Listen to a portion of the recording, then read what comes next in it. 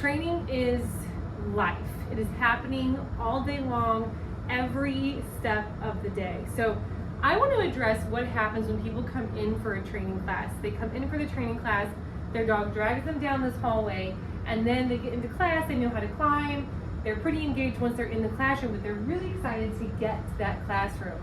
So we want to address, that's a training error, that they get to drag us to the room that they think is fun, or they get to drag us to the room where their education lies, right?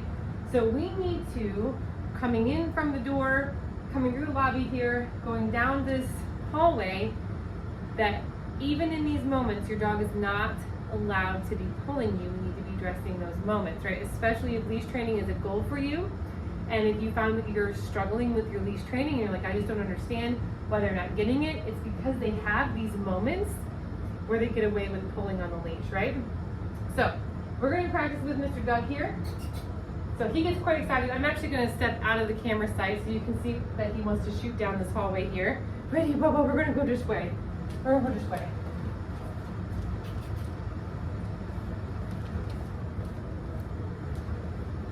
I'm going to know before he hits the end of his leash. Doug, heel.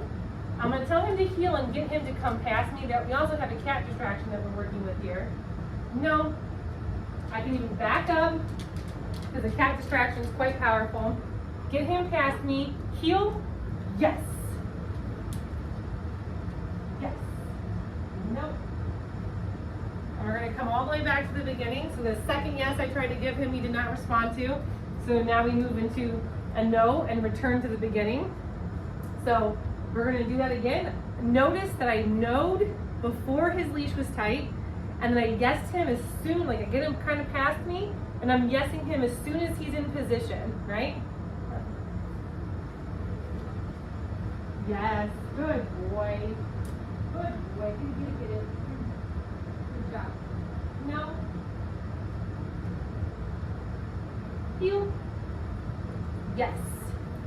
Good boy. And on that one, we've kind of been practicing this, so he started to stick with me, which is the goal. We want them to start to stick with us, right? Yes. Good boy. Good boy. Sometimes dogs leaving get excited. Yes. Good boy. So make sure you are working on. Yes. Good boy. If there's a specific moment your dog is struggling with, just bringing them into the building, or maybe you're going to train at a park and they pulled through the parking lot to get to the field, or you're going to go train in Home Depot but they're pulling in the parking lot at Home Depot. Whatever the case might be, if that's where we're having the pulling, that's what we need to work on. That's the step that we need to break it down. So remember, if they go past you, you're going to know them before the leash is tight. No, no, and what? So heel, Dougie, heel, get them past you, so when you take a step forward, yes, you can yes them for catching up. And you get several paces with your dog walking in the correct position, all right? So stop moving, get them back into position where they're supposed to be. Try again, yes, quickly. Good boy. Yes. Good boy. Yes.